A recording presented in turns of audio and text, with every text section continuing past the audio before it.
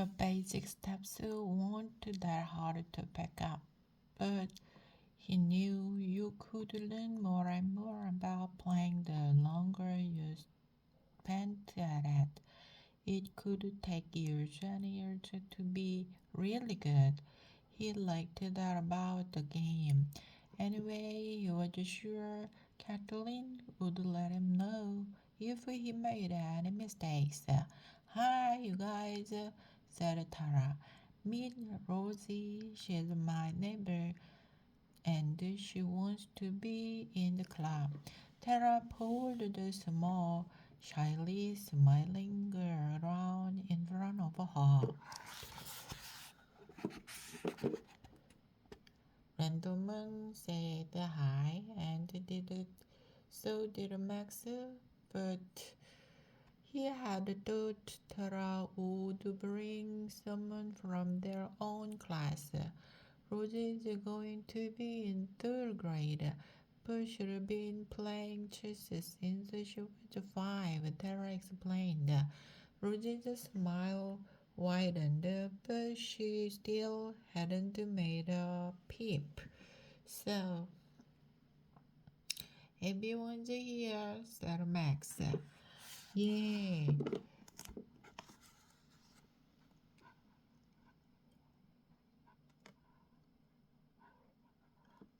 Yeah, let's get started, Randall said. Let's pair up. One who knows the rules or the one who doesn't at each table. All at once, Birdman moved to one of the chess tables. He sat down. He laid a velvet bag on the table and began slowly pulling chess pieces from it. Beautiful, glass-like chess pieces. Randall and Max started. Max's mouth hung open. This wasn't how they'd planned it. Not at all. Randall, Kathleen, Kate, Caitlin winded. He's taking one of our tables to do something. What in the world could he say to an old man, especially a big, grouchy one? But everyone was waiting for Randall. He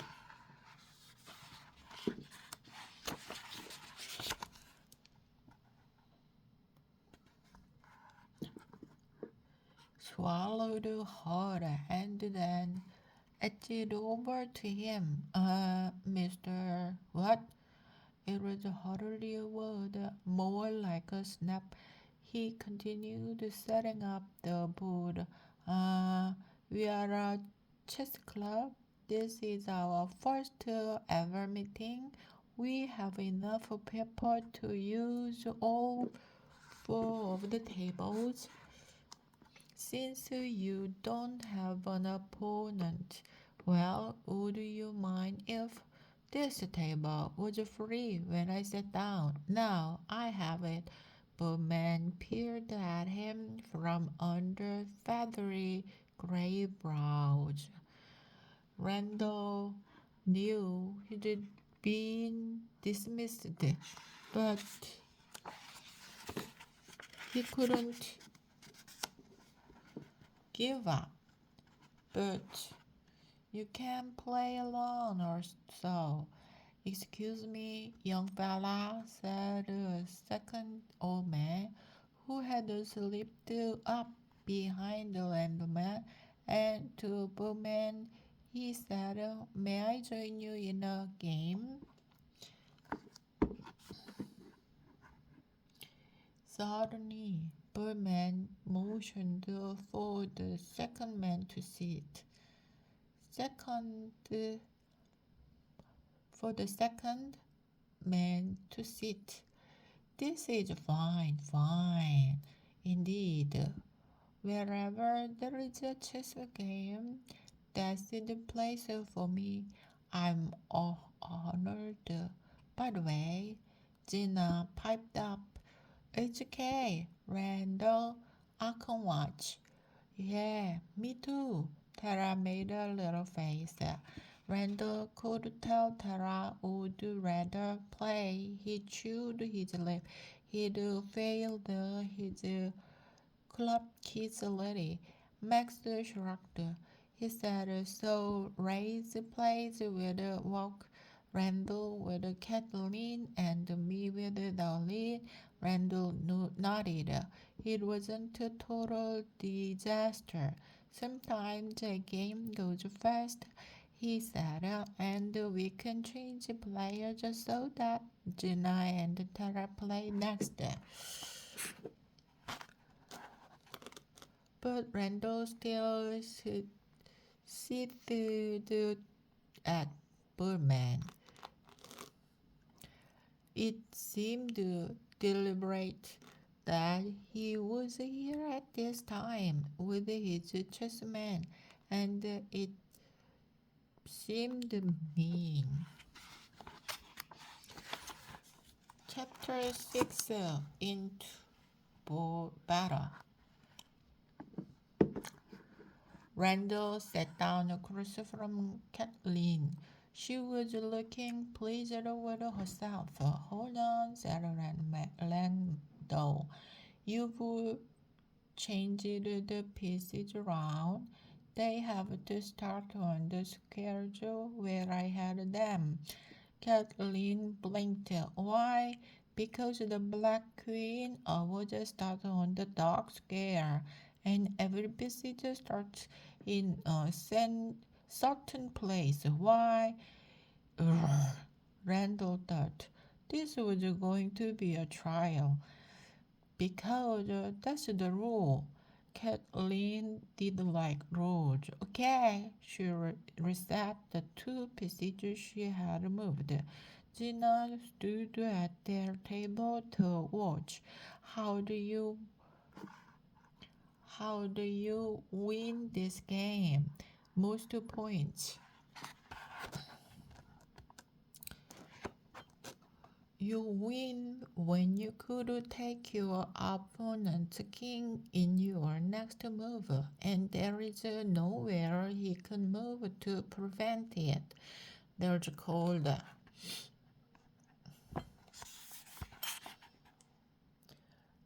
chessmate. Randall looked at Kathleen and Jenna, then went on. First thought, you have to know what each piece is named. Yeah, like Brittany or Ben. Jenna said and giggled. Randall smirked. You were joking, aren't you?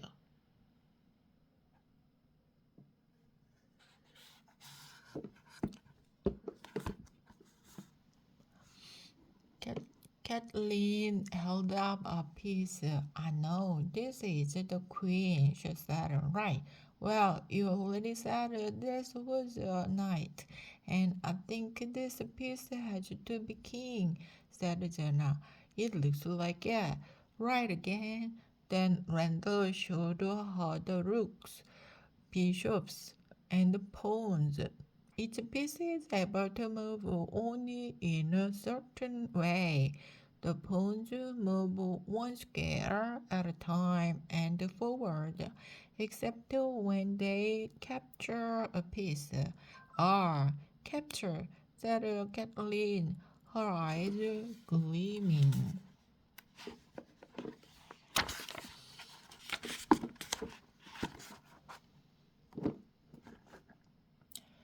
Yeah, then they move one square.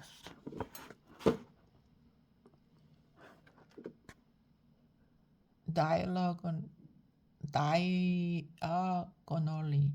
He carefully explained the movement for the other pieces. I start, said Randall. Kathleen asked why. Why always start? That's the rule. It had worked before. Kathleen's eyes were cool now. Buddha wondered, why are you a starter? Why not me? That would be better manners. Randall sighed. Only what you learn, okay? Kathleen checked out the other tables to see if the teachers were making their beginners do this same. Go ahead, Randall, she said that. He made his opening move and explained to Kathleen and Jenna why he'd opened that way. When they finally had the game going along and Kathleen was busy thinking, Randall looked around at the others. Every eye seemed glued to the chess tables. It was going okay. Burman and his opponent were mostly silent, planning their next moves. Randall knew that's what it took to really play. He heard Max say, "Oops, you don't want to move your queen out so early. She's too valuable." Darlene chanted, "Look, rookie, rookie, what do I want to do with my rookie?" Then Kathleen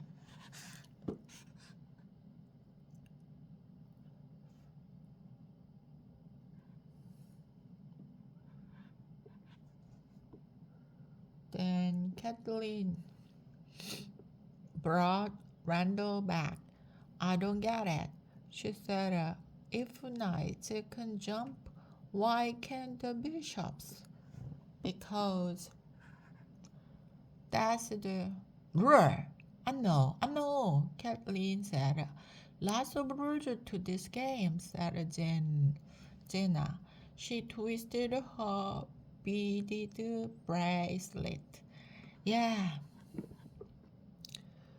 but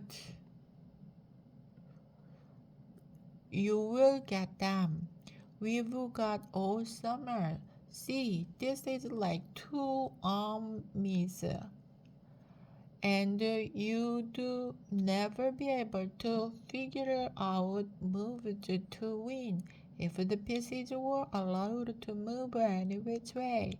You just have to remember which one to move which way. Then you can plan captures and how to trap the king.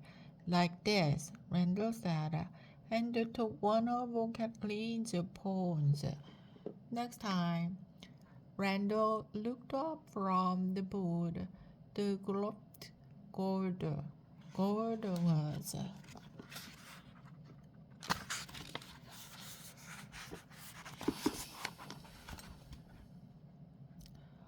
walking by and tuning and coming back again. Randall thought, go away, but Goddard kept coming. His untied shoestrings flapped. He popped a large gulp of bubble gum. He angled closer to the tables. Oh no, just when things were shaping up, he buzzed.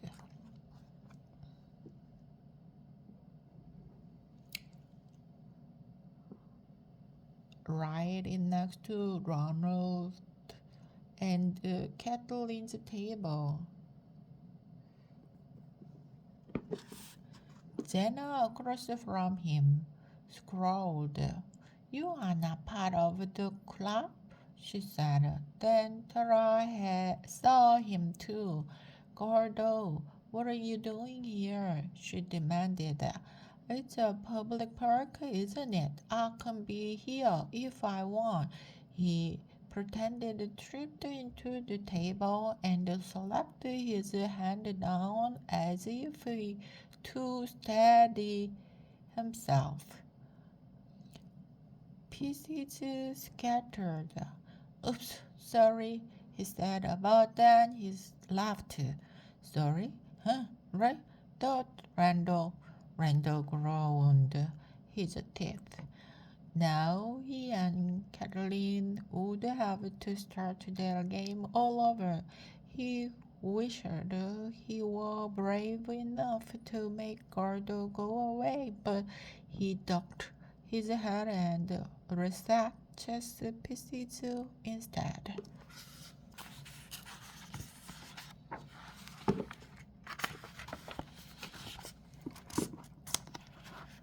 Gordo climbed to another table. Randall heard Tara say, "Keep your big meat off, Gordo." Gordo snorted. "Am I hurting anything? Am I?" he asked all innocent like.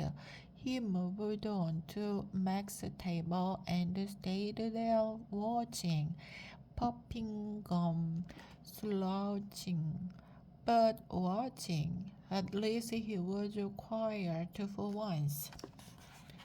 Chapter 7. Sacrifice. Gardo hadn't ruined any other games. He had watched, then pulled Jenna's ponytail and trot off before the hour was up. So Randall tried to think of Gardo the way Max did. If he ignored him, maybe he'd disappear. Max and Randall got back to the apartment complex most without realizing it. On the walk home, they had gone over every little thing about the first meeting. Only a day and a half and it'll be checkmate squared time again, said Max. Can't wait, Randall said as they got to Max's building. See you in the morning for diving class.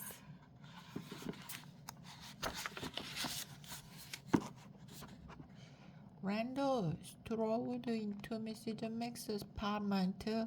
What do you say, Romeo? He tapped the parrot's case. Lavia gorgeous. Randall laughed. Yeah, that's what you say for sure. Mrs. Meg asked. So, Dumpling, how was the checkmate scored?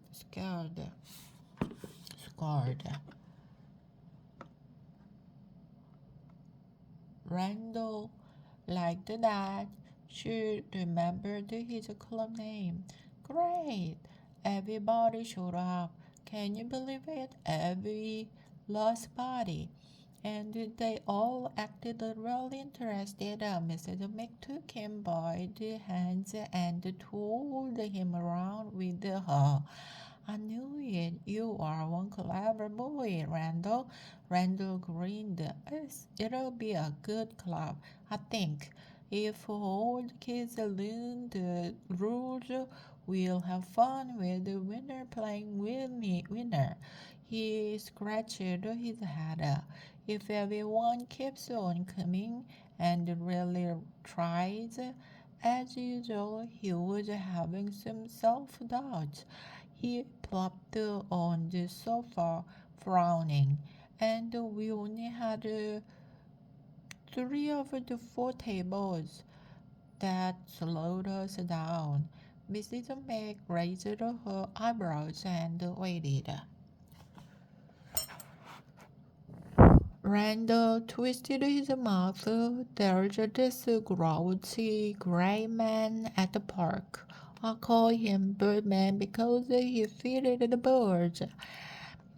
And they hang around him like he's the taxi through freeze truck. Wow, he brought his chest stuff and took a table before we could get it. Mrs. Meg waited for more. I know anyone could use them, but he heard me and Max planning our times for the made too scared to meet. It just didn't seem fair. Well, you managed it, didn't you? Probably he ought to be there next meeting. Randall didn't want to talk anymore about it. He just hoped Mrs. Mick was right, and he double hoped that Gardo wouldn't be there again. He wasn't even going to mention him to Mrs. Mick. Nope, ignore Gardo. That was the idea. The next morning, Mom gave him a hug when she left him with Mrs. Mick. He sat his, his swam bag and his library book down, then said hi to Romeo.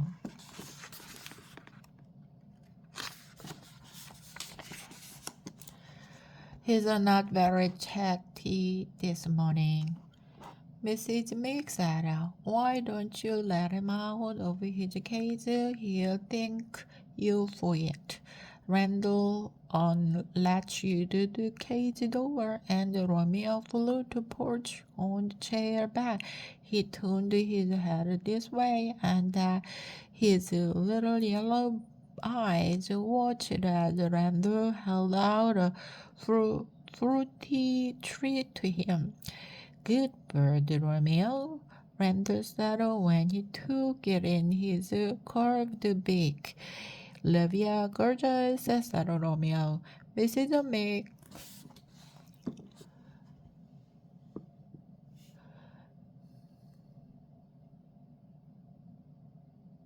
Mrs. Mick chuckled. See, he likes his freedom. And his treat, said Randall. A little later, Randall met Max and Mrs. Anderson outside to go to the swimming class. Randall Dumpling, Mrs. May called down to him. Yake. Did she have to call him Dumpling in public? Randall looked up and saw she was leaning out the window. What? He said. I'm making Kopnik, Koropnik again. So maybe your friend Max will join us for lunch, okay? Before he or Max could answer, Romeo escaped out the open window, his green wings pumping strongly. Oh, said Mrs. May. She was surprised, but then she said, look at him go. Oh no, Randall said. Romeo, come back here, but the bird flew fast and round the corner. Birds don't listen, said Randall. Come on. Max said and started running. He and Randall darted down the sidewalk, turned the corner, looked up and down. No bird. I thought he came this way, said Max. Yes, he did. Randall peered into the branches of a tree. No parrot, no Romeo, anywhere. Where could he have gotten to? Said Max. He's lost for sure this time, said Randall.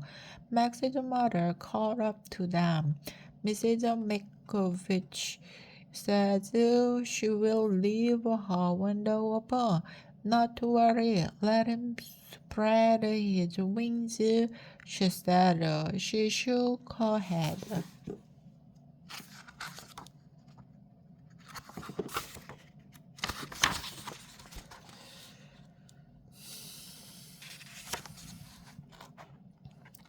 Randall explained about Romeo's last escape. Mrs. Make thinks a little spreading of wings is good for you. Oh dear, said Mrs. Anderson. That's a valuable parrot, I imagine. Yeah.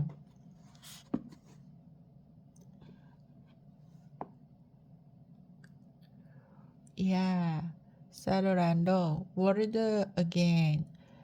Especially valuable since Mrs. Omick loved him. And sure enough, when Randall and Max got back to Mrs. Omick's for lunch, Romeo was still gone. It was a quiet lunch. Crowds seemed to gather around the table with each one of Mrs. Mix's sides. Randall wanted to tell her it would be okay because Romeo came back last time, but he wasn't too so sure. He hurried and finished his soup. Come on, Max, we'll go back out and look for Romeo again. Rumble, rumble, boom. Randall jumped. Max jumped. Mrs.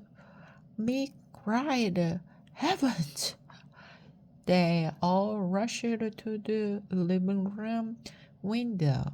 Clouds had gathered real one. Big dark rolling clouds. Zing!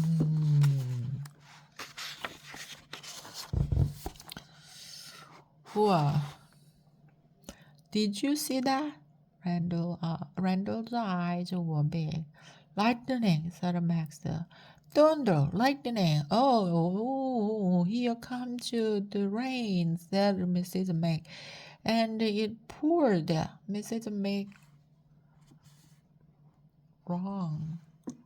wrung her hands as the three of them stood watching the horrible weather.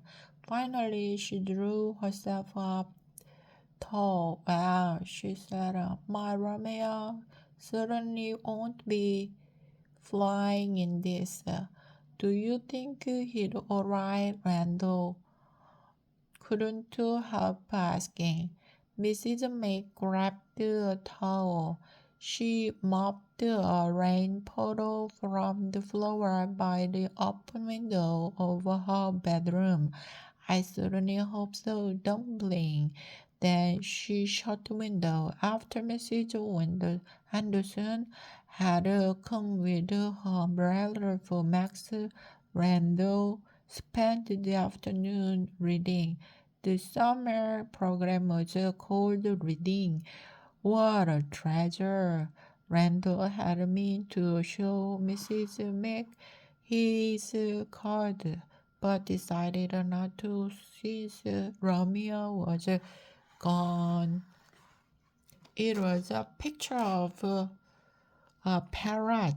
He got to color in one marked off section of the picture with each book he read. When he'd done all 7 sections, he could take his card to the library and get a prize, something that had to do with treasure and pirates and their Paris, the librarian had said.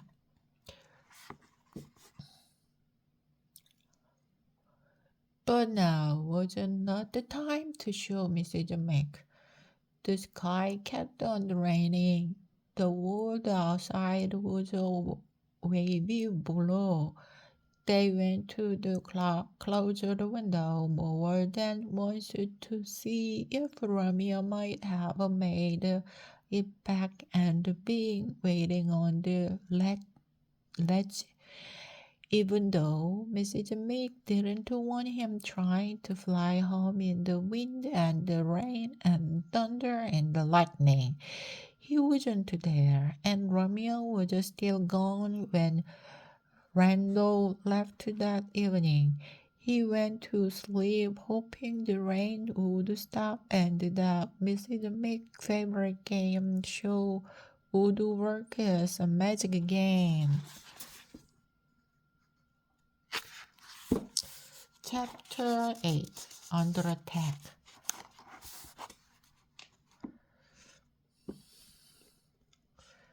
The game show failed Randall, In the morning, Romeo was still missing. The storm had passed. It was a good flying weather, and Mrs. Mick had her window open, but Romeo wasn't home. Randall was glad it was a checkmate squared morning. Mrs. Mick was crabby, and Randall suspected she was afraid she'd never get Romeo back, and he didn't know how to help. She even said she'd made a big blunder letting Romeo out. Such a noodlehead I am, she said. You want me to stay here and search for Romeo? Randall asked. No, no, no, you are the leader. You and Max. The checkmate square needs you. Go on now. Well, okay, but I keep on the look out for him. So Randall and Max ran to the park. They wanted to get all four tables for the club this time. Robins were singing. The sky was blue, blue. Randall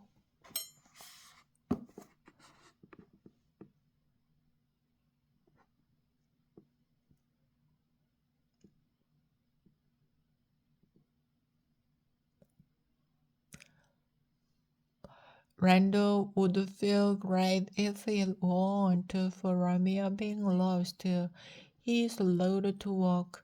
Max raced under the tables. Could Romeo have flown this far? There were lots of trees in the park. Randall craned his neck but couldn't spot Romeo. Do birds ever get hit by lightning? He wondered. He hoped Romeo knew how to take care of himself. Unlike the robins, that bird was used to living indoors. Poor Romeo, poor Mrs. Mick. At least Birdman wasn't in the park. Randall saw. That cheered him up. He helped Max put a few pieces on each table, kind of like a reserved sign. But really, he didn't think many people played in the mornings, so he didn't feel like a cheat like the people.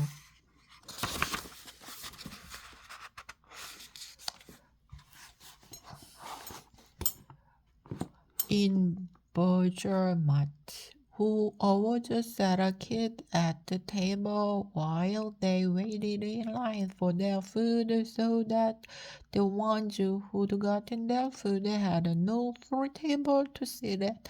Unfair, Mom always said.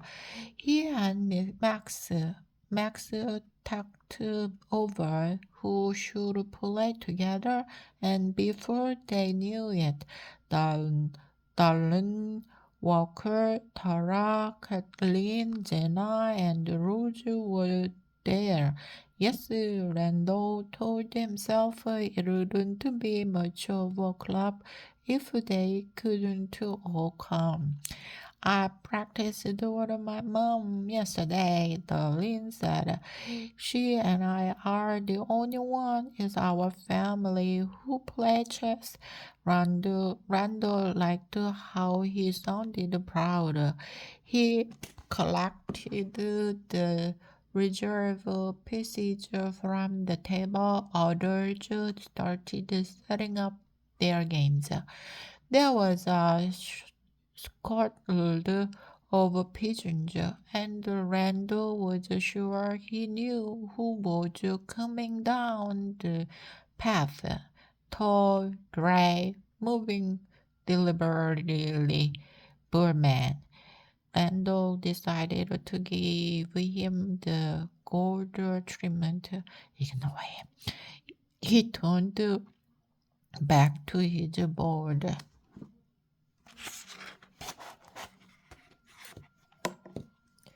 Oh my gosh, yes. See that big bird. He's God. Walker said, look at that, said Tara. Romeo, Randall, immediately thought he whipped around to see. Oh, isn't it beautiful? moaned Jenna. It was beautiful. Randall had to agree. But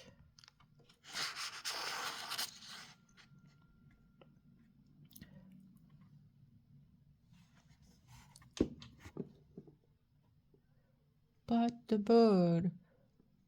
But the birdman carried was all white with a top knot. It was not Romeo. Randall blew out of breath. He didn't want to fight Birdman for Mrs. Mixed Parrot, but he would if he had to. Darling went right up the Birdman. Can I touch it? He reached toward the man's shoulder, where the bird now sat. Birdman said, don't be pushy. What is that? Darling asked. Cockatoo, young man. Then he ran a finger gentle down the bird's feather. It's my cockatoo, Elvira. Suddenly, Caroline cried, oh, brother Randall, there aren't two chessmen for all the tables. Who messed it up? Randall frowned. Huh? He had four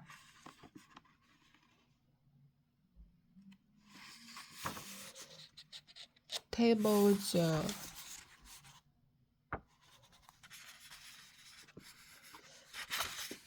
But only enough. Chess says for three.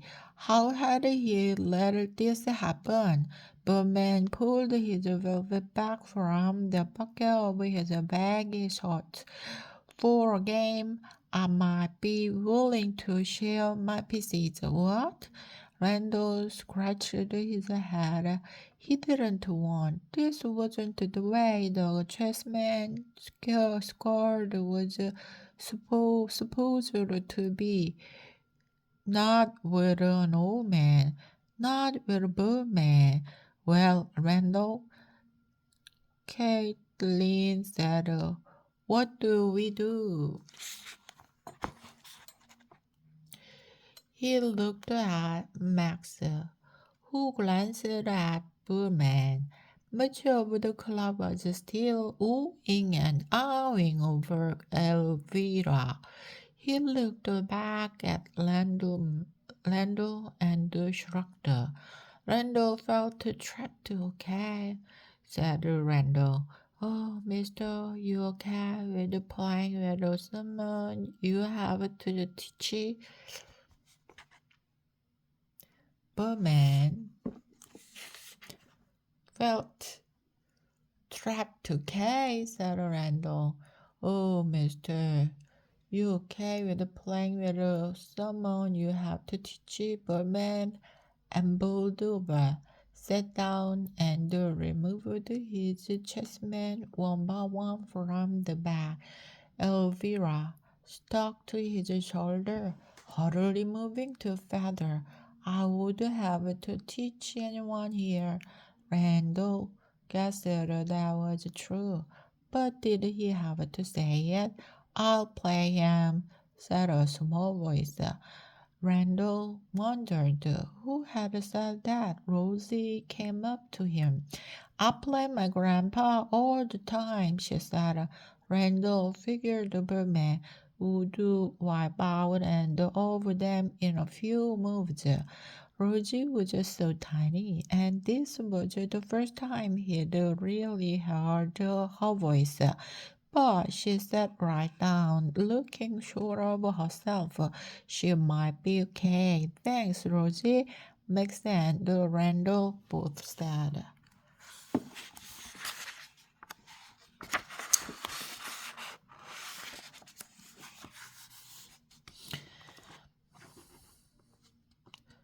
Does your bird play?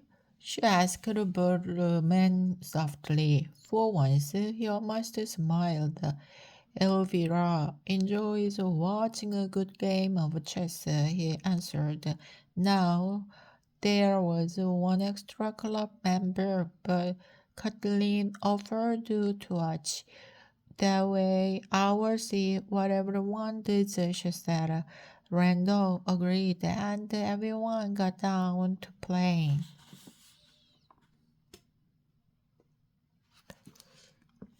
I remember bishops move diagonally, but can they move forward and backward? I think I forgot. Randall had Jenna say. Right, Walker, who Randall was helping this time, said loudly. Both ways. Then to Randall. That's right, isn't it? Randall smiled inside and out. His shoulders relaxed. Yep, you got it. He hoped the others remembered the things as well as Walker did. He made the first move. Walker moved his own pawn. Randall began to plan his strategy.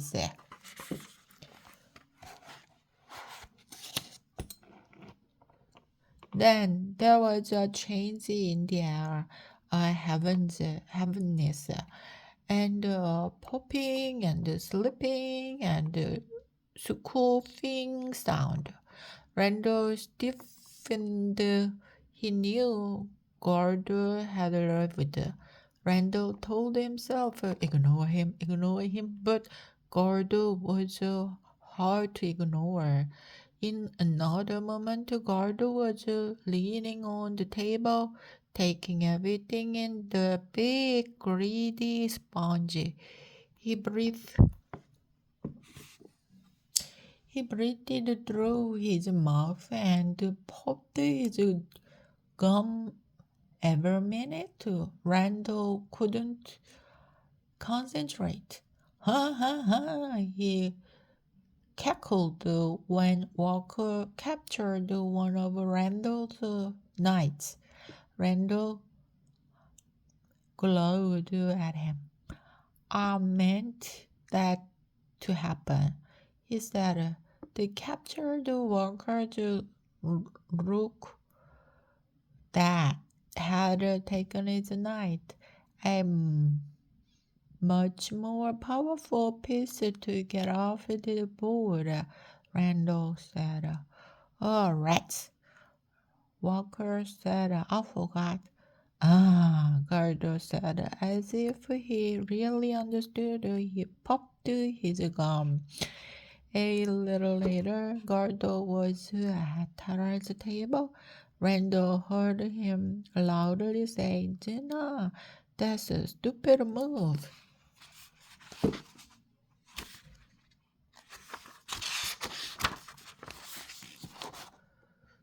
Huh? She said, wait, you will see, Gardo said smoothly. Oh, Jenna said it when Tara took her piece. Ha, told ya, said Gardo. You are not in the checkmate, Gardo, said Tara. You are just here to cause trouble like usual. Oh, what do you know? Gardo said. But Randall noticed he kept his mouth shut after that. Rudy and the Boomman didn't play anyone else all hour. They knew enough strategy to keep the game a real contest and took a lot of time. Rosie swung her legs back and forth. Boomman patted Elvira. They each thought and thought. Chapter 9 Captured. After Randall's game with Walker, there was still time for match with Kathleen. Now he had her king in check. Patiently, he waited for her next move. Rosie stood by watching. Because Berman had just left, Randall asked, "Why did he go, Rosie?" "So, loser?" Rosie smiled at that.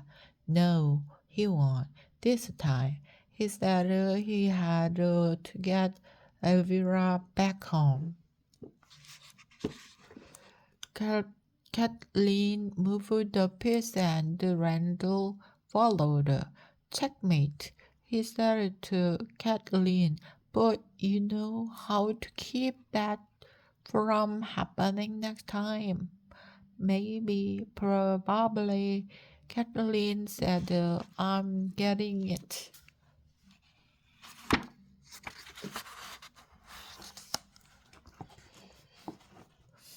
"You made some good moves," Randall told her. Then Rosie said she was sad.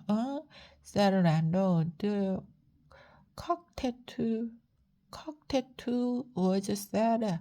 "Yes, the parrot she didn't live with flew away again, so she was sad." Randall felt like he'd been jabbed. "In love?" he asked. "With a parrot?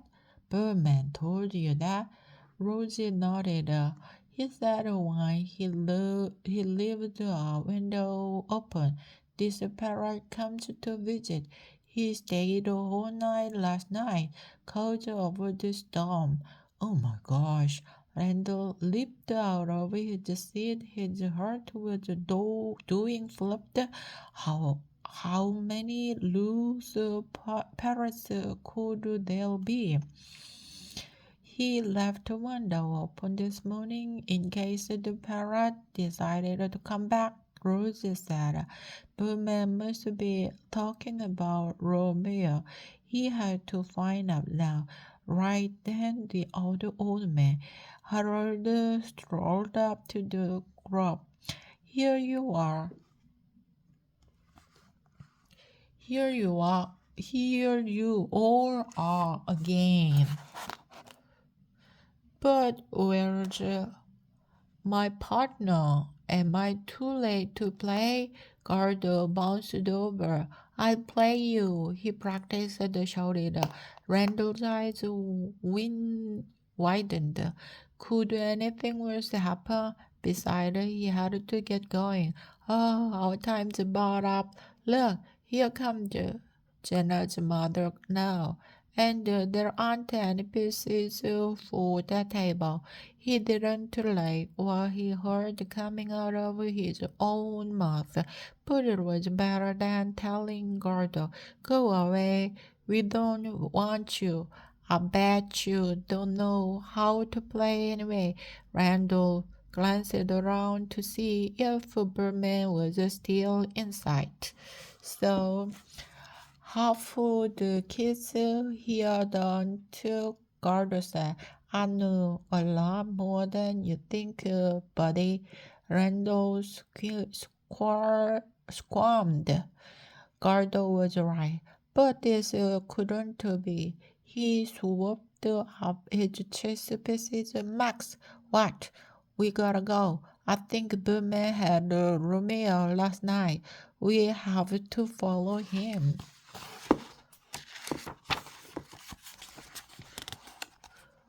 "Wow, just just a sec. We've got another play," Max said. "Can't wait. Finish and catch it up. See everybody next Tuesday." Randall took off. He cut off across the grass. He saw a man about to cross the street, leaving the park. Good. He hadn't lost him. Bowman, Bowman walked a fairly fastful old guy. He seemed to have more spring in his step today. Randall slipped along, keeping close to buildings. He didn't want Burman to see him. He just needed to know where the man lived, so if Romeo left Mrs. Mix again, Randall could get him back. Birdman must have let Romeo out this morning. If what he told Rosie was to be believed, but what if he tried to keep Romeo for his Elvira so she would be happy? What if he tried to steal Mrs. Meg's parrot? Randall wouldn't put it past the old grump. It wasn't long before Randall real little realized that Birdman was retracing almost the same route he always took home. No. Randall hid behind the mailbox. He peeked around. Birdman entered the courtyard to the apartment complex. He walked right past Randall and Max's beech tree. He turned the corner where Romeo had flown yesterday. Then Max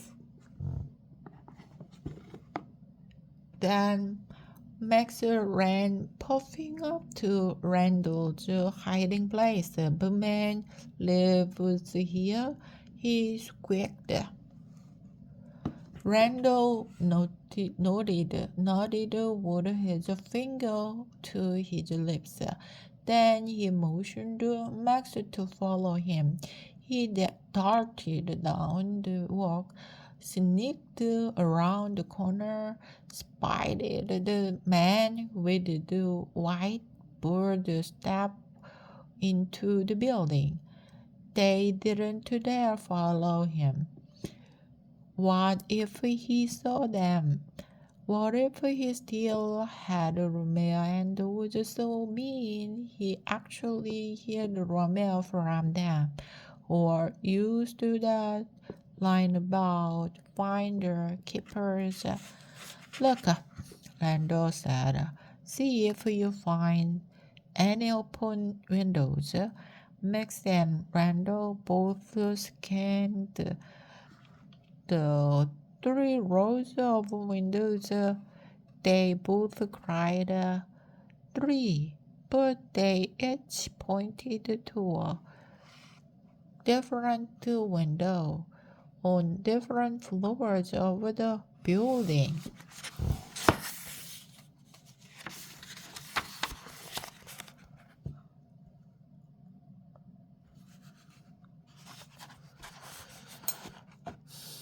Count, Max said. 2 floor. First window right side, Randall answered. Second floor, second windows. Left side, said Max. Come on, Randall said. And they raced back to Mrs. Mix. Mrs. Mix. Mrs. Mix, they shouted.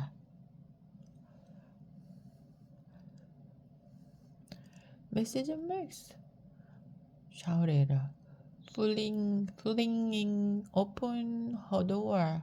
Is Romeo here? He is home, yes. You weren't gone 10 minutes before he came back, strutting like a peacock, so proud of himself, the little rascal. He's given me a dozen love, yeah, gorgeous. That's because he's got a girlfriend, Randall said. Mrs. Meg huffed. Well, he's my dear Romeo, but I am certainly not his girlfriend. Right, said Max. Not you. A cockatoo, Randall explained. Mrs. Meg gave a little cough. She sat down. What in the whole wild universe of nonsense are you two saying? Boomman, Randall started. Remember the man in the park who loves the birds? Who loved the birds?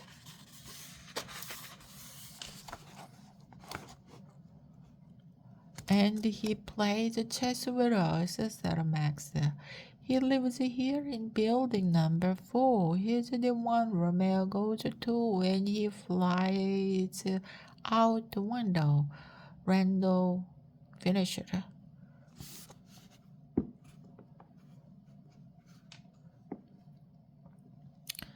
We were afraid he might still have your parrot, Mrs. Max, said Max. Randall explained. Elvira,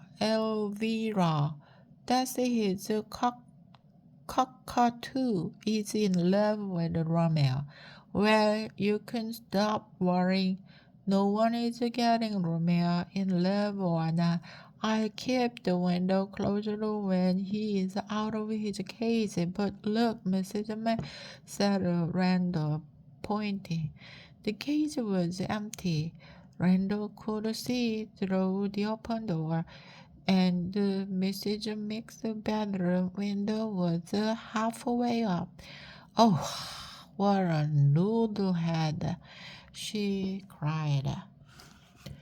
Chapter 10. Who's in check?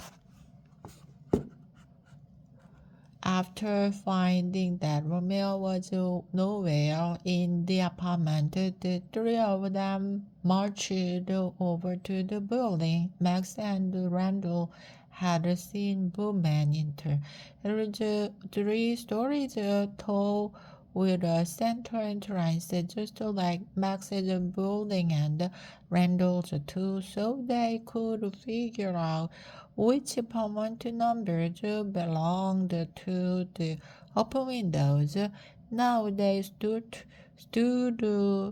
at the door of the second floor, second windows, left side apartment. You ring the bell. Ring doorbell. Mrs. Mac said, Randall. No, you please, she said. I'm so upset. I might break the thing. Randall rang and chewed his lip.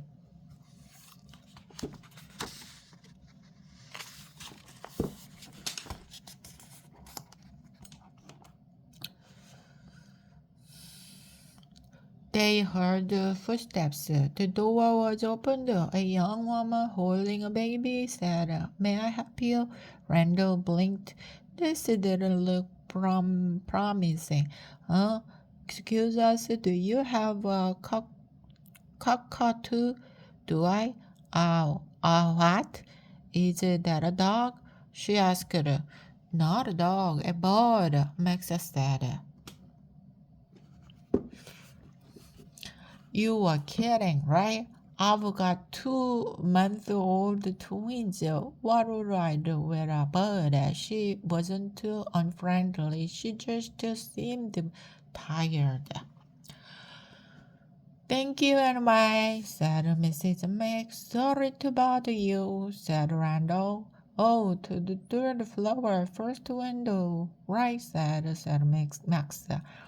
Randall didn't hesitate to ring the doorbell this time. Just thinking about Boomman got him riled up. The way he was so unhelpful, but still barged into the club. The way he was planning to steal Romeo.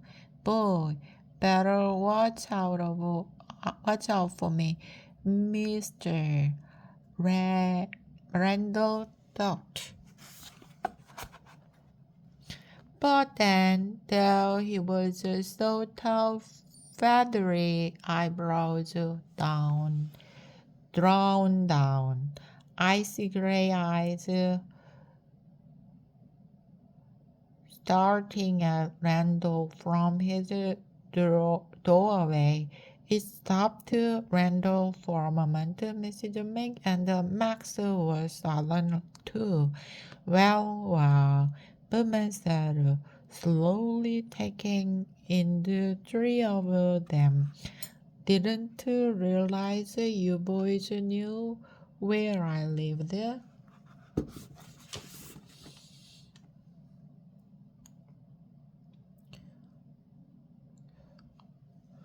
You've got Mrs. Meg's parrot. Randall blotted out, getting his nerve back. Love ya, gorgeous. They all heard it, loud and definite. It came from inside the apartment. At that, Mrs. Meg stumped past Birdman. Here, ponytail switching, chin out. Now, wait just 1 minute. Birdman started. Romeo, Romeo, Mrs. Meg cried. She turned on the heel, shaking her finger at Birdman. She demanded, all right, where is my parrot? Oh, don't be so dramatic, woman. He is safe and sound in the next room. If he hadn't let it flown out again.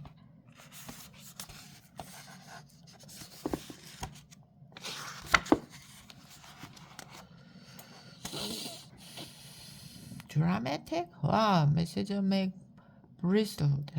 Randall didn't think he should interrupt. Maybe Mrs. Meg could handle this, but he still had his eye on Birdman. It was a stand-off for a minute. Then Birdman seemed to decide he'd make his match in Mrs. Meg. In a quieter tone, he said, I'm sorry to have caused you alarm. It isn't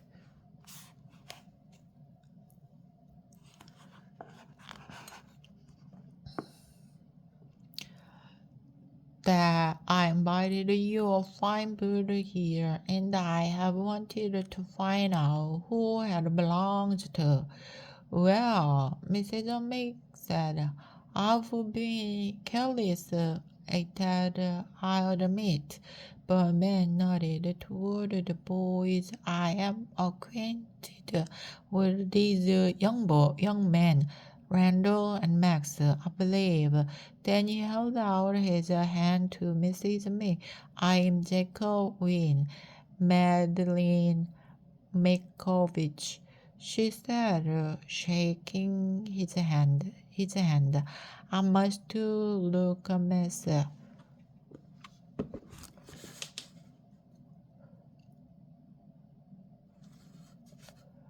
I was just so worried about my bird. She tucked a stray wisp over her behind her ear. Randall shot a glance at Max. He looked as puzzled as Randall felt. Seemed like Mrs. Meg was letting Birdman off the hook. Come on into the living room, Birdman said. Your parrot has my Elvira in a tizzy. I'm afraid she's happiest when he's here. Well, he's a quiet bird, said Mrs. Meg. Then she saw Romeo and Elvira. Oh, Mrs. Meg said, did you ever see two more beautiful birds? Mrs. Wynne smiled. No, I don't believe I have, and I'm great fan of birds.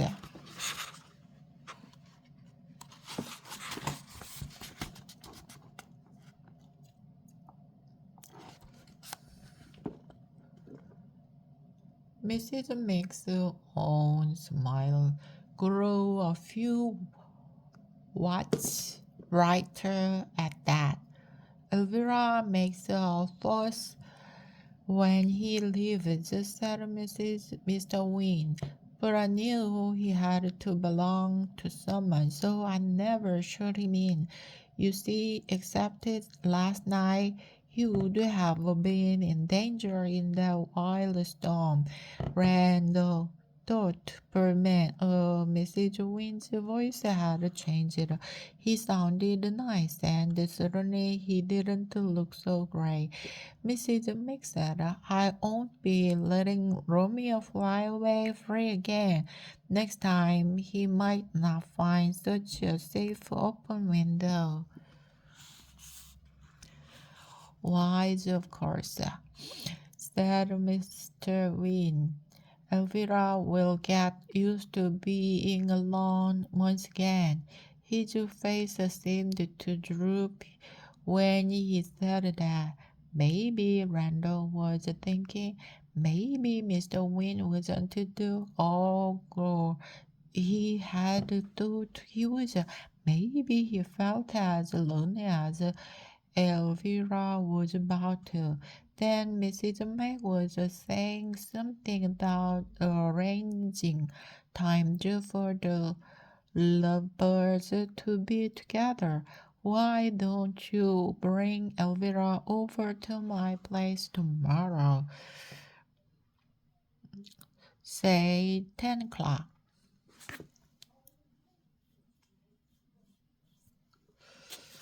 Well, Berman started.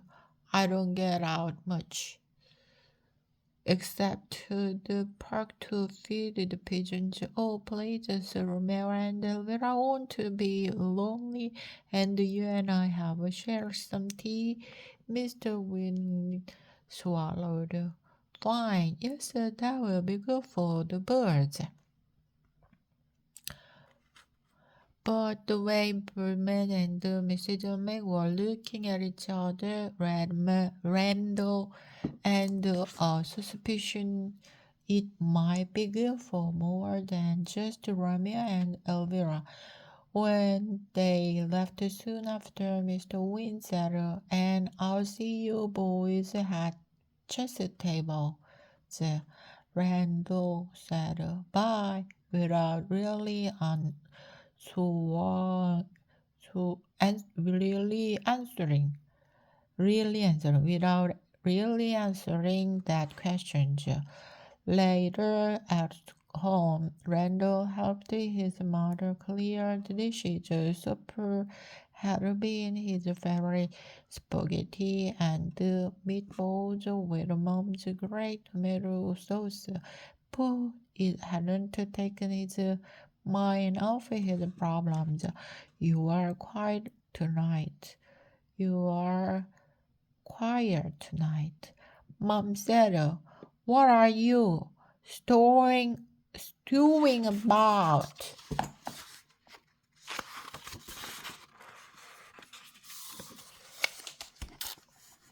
Randall knew. He should have told her sooner about all that had happened today, but he'd been sure he wouldn't be able to eat if he started talking about God or Mr. Wynne. He handed Mom a plate to load into the dishwasher. Weird day. That's all. He said his stomach rumbled and roared. Maybe he shouldn't have eaten at all. I'd like to hear about your weird day, she said, stirring him. Randall put his head in his head. Randall put his head in his hands. It's Corrado and Berman. What? She touched his shoulder tight, tightly. Randall suddenly was talking as fast as he could.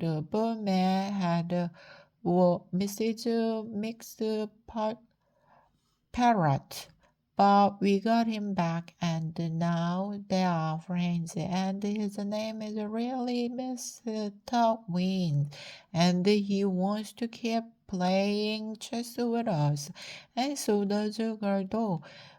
Randall felt a burp coming. He definitely shouting have eaten the eighth meatball. Shouldn't have eaten that eighth meatball. Oh, you have had a day. She pulled him into her for a hug. Would that be so bad? She asked for them to be in a club. And that's when the big bird blasted out of Randall's mouth. Mom pushed him back. Do I get an apology for that? She asked, but she was chuckling. Randall couldn't laugh. I'm sorry, I'm going to my room. To my room. I've got thinking to do, he said, squaring off. It wasn't until later, when Randall was in his pajamas and brushing his teeth after talking a long while on the phone with Max, it wasn't until then that Randall finally made his decision. He fell asleep easily, without a single rumble from his stomach.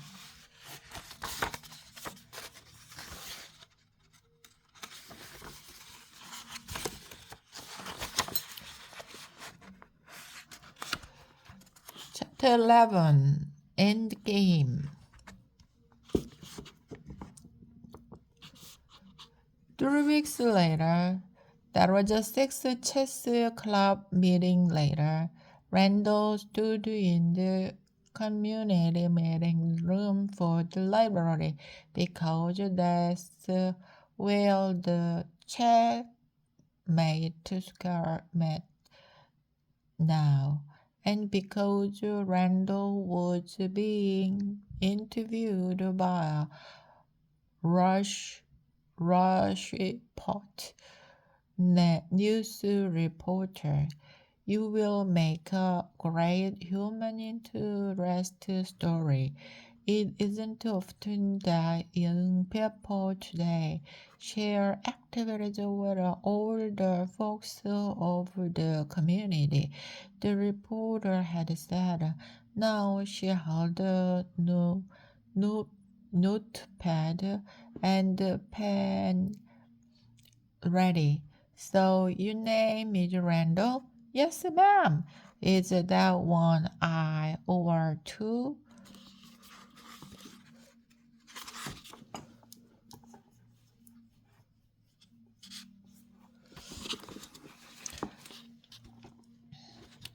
Oh, two. It both excited him and made him nervous to be asked questions by a real reporter. You are the one who started this chess club, is that right? Randall poked Max's arm. My friend Max and I started the Checkmate Squid.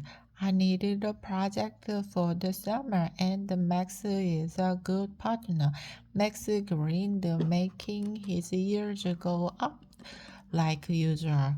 How did you come up with the plan to have a senior join with your school friends? Well, it just sort of happened. Randall said, at first it wasn't that way. It was kids from our third grade class plus Rosie. Then Mr. Wynne and Arnold came. Then Romeo flew in Mr. Wynne's window and fell in love with Elvira. Then the reporter had stopped making notes. She looked at Randall oddly. This is seeming like more of a story than I had imagined, she said. Oh, what I mean is Randall said. Tara came up. Spit it out, man. Randall tried again. Once Mr. Wanning wanted to join and Gardo wanted to join. Randall said, glancing at Gardo, who was playing a game at Harold, shouting only once in a while. It seemed a good idea to move into this nice back room in the library and to invite enough old people to record the kids. I thought it might be too complicated at first, but the library was glad to have us, and Mr. Wynne got the rest of the seniors. The reporter glanced at Mr. Wynne. It's good to see Jacob Wynne taking part again. He was a major of Rosport for 6 years, you know. Randall's jaw dropped. He hadn't known, of course. Oh yes, so was had a hand in making our town a good place to live. But after the record, when his wife died a few years ago, he almost gave up on life. I don't think he was meant to be alone like he has been so sad and lonely. He became quiet, commu commute John, I hear.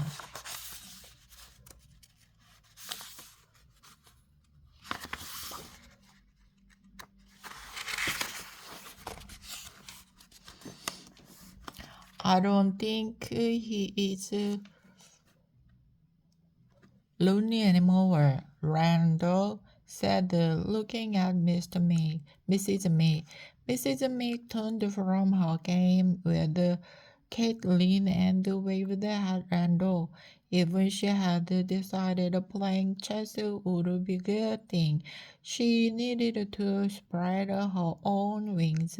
Of course, it also gave her more chances to spend time with Mr. Wynne, she had told Randall. Randall scanned the room. Walker played waterman. Darlene with Harold's brother Elmer. Rosie with a lady named Paul. Jenny with a senior named Jack. And Tara had just finished the game with Bob. That's the checkmate chord, he said proudly. Well, you've done something nice for the community. The reporter held her hand in the air like she was writing words she could see.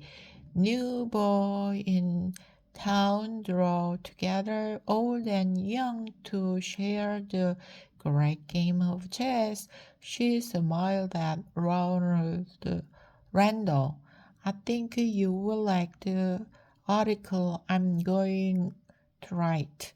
Randall felt himself blush. Thank you, ma'am, he said. My last question is how would you say your project turned out? Randall knew the answer. It isn't the chess club we planned. It's better. Tara gave him a big thumbs up, and Max and Randall high-fived. Yay! chessmate squared, Randall thought, and yay, Rush put his new hometown. On their way back to her apartment, Mrs. Mac said she and her Win had a date tonight. Yes, dumpling. Jacob is taking me dancing. Livia, gorgeous, thought Randall.